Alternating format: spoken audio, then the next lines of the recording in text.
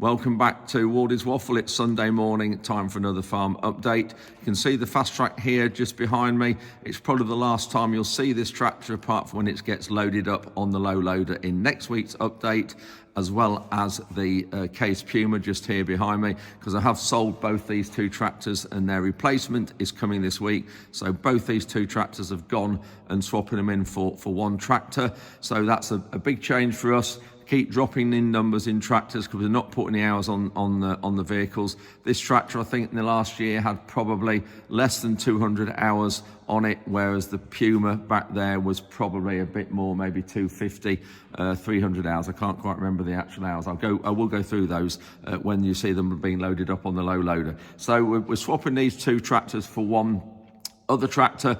I will show you that when it comes. I'm not going to spoil the surprise and tell you now. Just getting these tractors ready to go.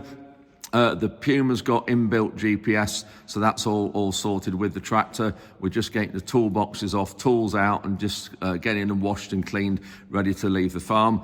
The fast track here has got an aftermarket GPS. Some of you saw that in midweek, and we are selling that and have had an inquiry about that. So thank you for watching this. I'll get back to you at the beginning of the week on that. But just busy taking all the wiring out. You can see it's a bit of a job because it's an aftermarket one.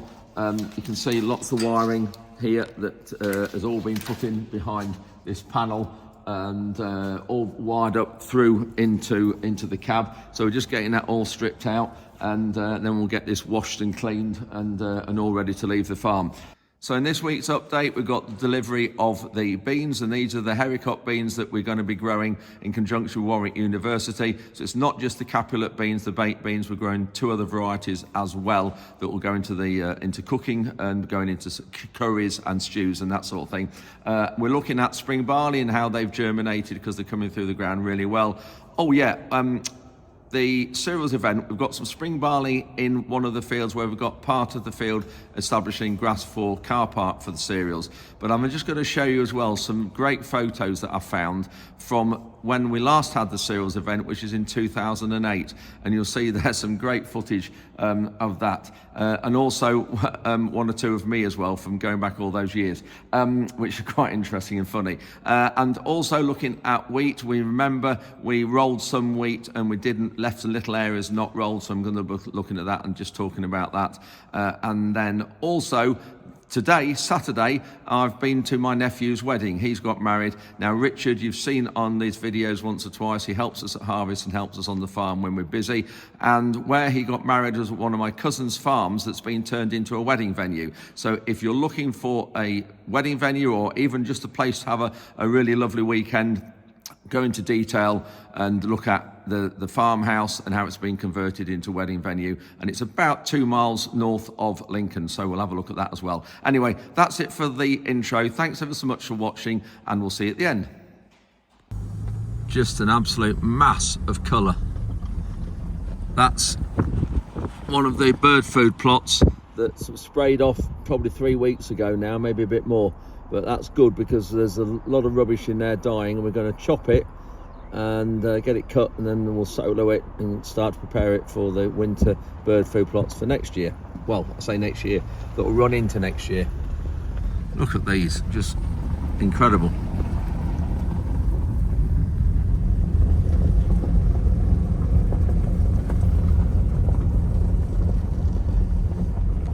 Agri are back in the yard again today, and these are with one of the beans that we're going to be planting. We've got 1.9 tonnes here altogether of this. So these are the beans that Agri have just delivered, and this is the variety Godiva. So you can see there's sort of a blonde bean, and we're going to be putting these in with the Capulet with the baked beans, and these have all been cleaned and treated. So this here is what's been taken out. There's all sorts of rubbish in here. You can see all the black stuff. There's bits of soil, cracked beans as well, bean husk there, but there's also some good beans. So Agri have done this, but I don't know how Agri can get this the rest of this out. But we're going to plant these in the same field as the Capulet, and then we've got another variety called Olivia we're going to plant as well. So that's 3 different varieties of these beans, of only which one, the Capulet, is the baked bean.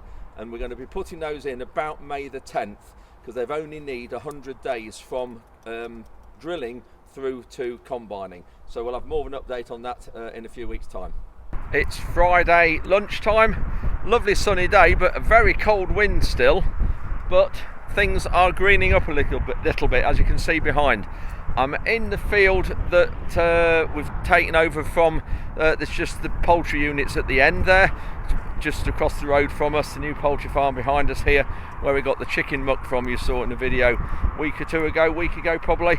I'm just looking at this barley. Barley's really come through well here. It's really establishing very well. We are going to put a herbicide on for blackgrass, because there was some really bad blackgrass in here, as you saw in a clip a bit ago. This is what it was like when we were drilling this barley. A lot of blackgrass everywhere, so we're just going to put a herbicide on next week, but it does require a bit of moisture to activate it. And I can't believe I'm saying this, but now we've got all the sugar beet in the ground and planted, 10 millimetres of rain wouldn't hurt. I've never known a spring like it where, well, I say like it, we used to get springs like this, but for the last few years they've been wet. So to have one like this that is really normal and dry and able to get crops in early is absolutely fantastic. And it also means we'll be harvesting these spring crops in a decent time rather than right in the middle of September. So just looking here, that little triangle is what hasn't been rolled. And I was explaining a week or two ago about rolling and the benefits or not, and whether we do the outsides or the headlands of the fields, we call it, or not. So that just shows little area not done, because we don't go round the outsides of the fields. So just talking about rolling, if you remember, I was umming and ahhing whether to roll any of the wheats that have actually come through, the late drilled wheats, and we did roll them. We have actually left a few areas. I'll try and show you those in a minute or two. I'll go and have a look at those fields and just show you them, but we have actually left some areas in the fields. We're going to actually map and weigh them with the combine, put them over the weigh bridge to see what the difference is.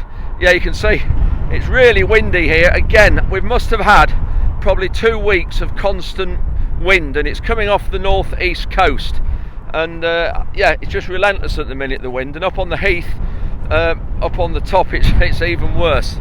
So that's our farm just there, and this is the new poultry farm just here that belongs the farmer from Derbyshire, or Chesterfield way. Looks like they've been working. I think they've been just getting that soil bank finished off. There's some grass to sow and bits and bobs to finish off in there, but it looks like that's had some fresh work done there. Done a nice and neat job of that bank. I'm back up on the heath now, and just having a look up here at the grass on one of the car parks here, and also the barley in the distance after sugar beet. We'll have a look at those, and also the cereals field is just here. Now let me just get out the wind, because it's even worse just up here. And I've got the dogs in the back, which I'll just let those out in a minute. Yeah, one of the guys, Sandy, who does a lot of media and PR work and videos for cereals, he came over yesterday and put his drone up, and this is just some of the shots that he took yesterday. So you can just see how the site is shaping up. It's absolutely fantastic, but it really is coming on well. And so that's it as it is now today.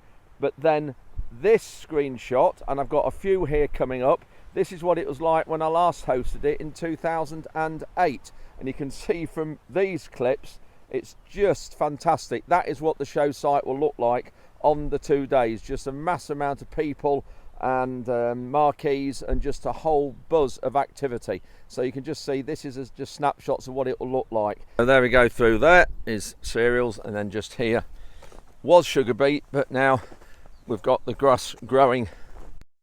Just see a nice tinge of green there,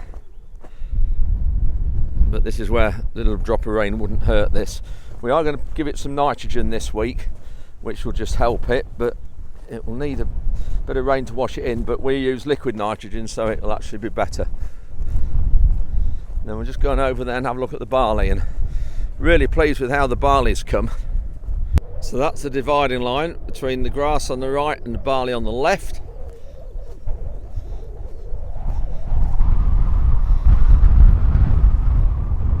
So it is just looking really good. So for those farmers who are watching this, it went on at 400 seeds a square metre, which was about 210 kilograms a hectare. And for those of you who are in Imperial, this is what it was in stones an acre. I'm just in the field now that we've left a little bit of the rolling and not rolled an area to see if it makes any difference, and can't see a line down the field at all. I'll just show you where the peg is and see if you can see anything. So that's looking down the field. Looks a really even crop of wheat. Pleased with this. This was one that was planted mid-November, a variety called Cranium, so a feed wheat, but looks really even. And where my discovery is, that's one peg, so straight down where we stood, just to the left of this little gap, sorry, to the right of this little gap. So that was rolled and that hasn't been.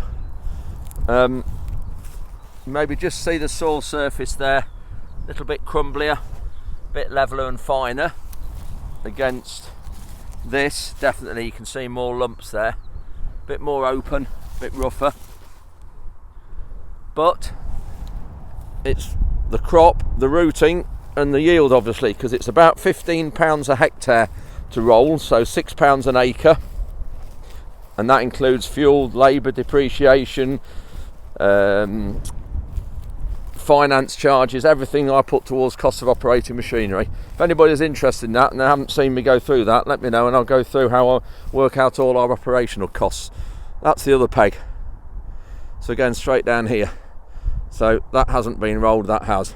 Anyway, what we'll do, harvest time, we'll take a run straight through here with the combine,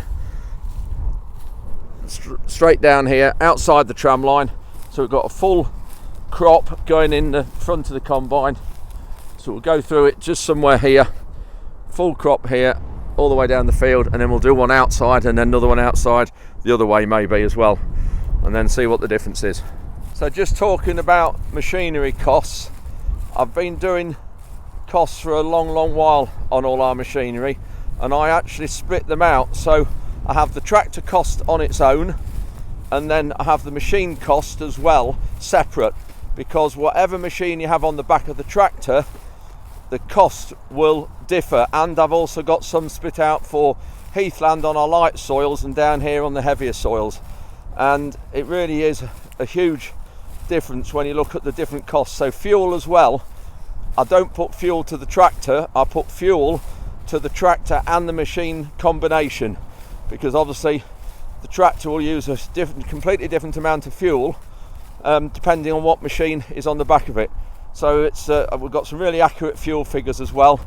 We always write down all the fuel used in all the fields, and so that's how we've been able to get some really good data. I've been doing this now probably 15 years, maybe a bit more than that, so all the various machines, and it's through having a really accurate grasp on costs that one of the reasons why we swapped from the quad track to the John Deere, because when we tried the John Deere, it was using virtually half the fuel that the quad track was using, but still doing a similar job or the same job. So that's one of the reasons, the benefit of knowing what your operating costs are, because when you go out contracting as well, you're able to actually get a true figure with profit. Whereas I know some people just use the National Association of Agricultural Contractors costs, and when you look at those, they're way different from what ours are. Then there's Professor Nick's have got some costs. There's Farm Contractor magazine you can get some costs out of, but you can't beat having your own true figures and looking at work rates and everything, and fuel as well, and it's really fascinating. Anyway, if anyone wants me to go into fuel costs, let me know. Sorry, not just fuel costs, complete machine operational costs, and I'll maybe do a full update on it if anyone's interested. While we're just talking about machinery costs, one thing I wanted to just touch on was depreciation, because I know that's a hugely varying figure, and accountants usually write it down as about, I think, maybe 16-18%, something like that in accounts. I find usually, and I know this depends on how well or what your deals you do, but I'm finding a lot of our depreciation is probably 10-11%, and we've even had some of them down to sort of 8 or 9%. So it's quite interesting when you start to look at that, because depreciation is a huge part or percentage of cost of a vehicle. And I know from our with the deals we've done on the Fast Track and the Puma, well, especially the Fast Track, the depreciation on that was exceedingly low. So I've got nephew Richard here. Some of you remember Richard from which episode were you in, Richard? Episode 321. He remembers exactly from a few months ago. And Richard's got married today to Becca, and we were in the stunning location you can see behind us here. But also, come in here, girls. I have got here Lucy. Hello. And Kate. Now, Richard, come on in. Yep. So Lucy and Kate's father is my cousin. Richard's my nephew. We are now at this stunning location. We've got a lovely house in the background here, which you are just turning or have turned it into a wedding venue. So would you like to explain? Who's going to explain what you're doing and what you'd like to do here? I will have a go. Right. So Welton Cliff Farmhouse is currently a holiday home, and we have now gone into weddings, Richard being our second one in fact, so we did one last summer. And I've not actually had too much involvement with the organisation. Richard's done it all himself. So the house behind us here, you've done a lot of renovations to it, because I remember coming here as a youngster, spending a lot of happy family days here, but you've turned it into sort of a venue. There's lots of bedrooms. How many bedrooms have you got? So we can sleep 16, so there's 8 bedrooms, all are en suite bar, 2 that share a family bathroom. Yeah. So we've done it to a really high spec. And yeah, it is just a perfect setting. It is. And the marquee you've got here, you can see we've got a stunning marquee here that just suits and fits the area. And do you bring a marquee in just for the numbers? It is only the second one you've had, yeah. So you obviously just started. So we're obviously starting out. So Richard's organised the marquee off his own back. You've organised it. I've organised all of this. So, I've basically just hired the venue, yeah, and then got on and got in touch with Mudfords and organised the marquee and everybody else. So you are just north of Lincoln. Yep, 5 miles north of Lincoln. Yeah, we're just down the road from the Lincolnshire Showground. So yeah, very handy. And just across from the trees there is the Lincoln City. Yeah, we've got Lincoln City Football Club training ground, so just behind the trees. Which you have regular meetings about. Yeah, they're obviously not around today. At the moment, they're playing today. They're winning 1-0 at the moment at Charlton, away at Charlton. I've just looked, so yes, that's good. Down to the training facilities, obviously. Absolutely, yeah. So it's basically just want another diversification off the farm. We're mainly arable farmers, and just another diversification really. And so if anybody would like to inquire about this venue, because it is a stunning location, as you can see, glorious sunshine here, and really out in the middle of nowhere. So there's a nighttime party going on after this, is there not, Richard? I'm sure there will be, yes. There's a few local ales on offer, yes.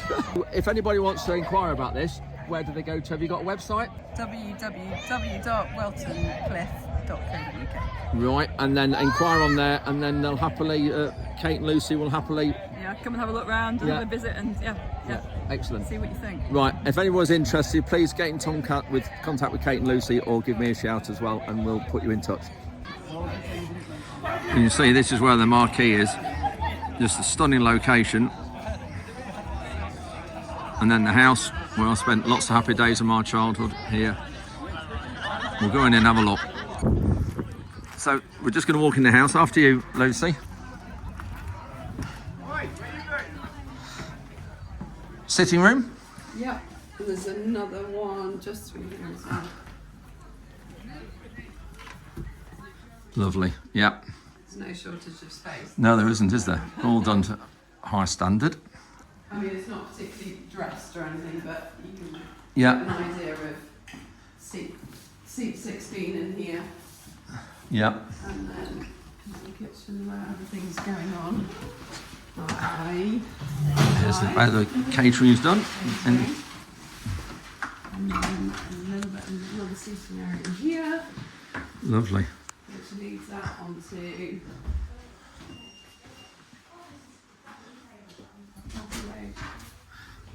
Tennis court out there. Lovely outside patio seating area. Your own private tennis court. Right, up the stairs.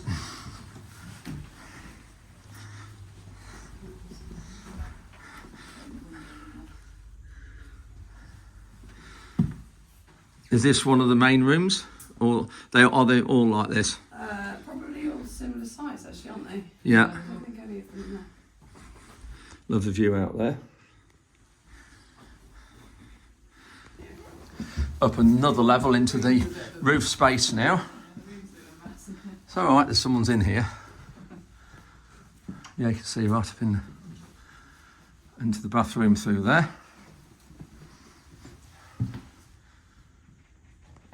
So that's fantastic. We've just seen inside. We're just saying there's one more house just not far away from this yard that sleeps how many?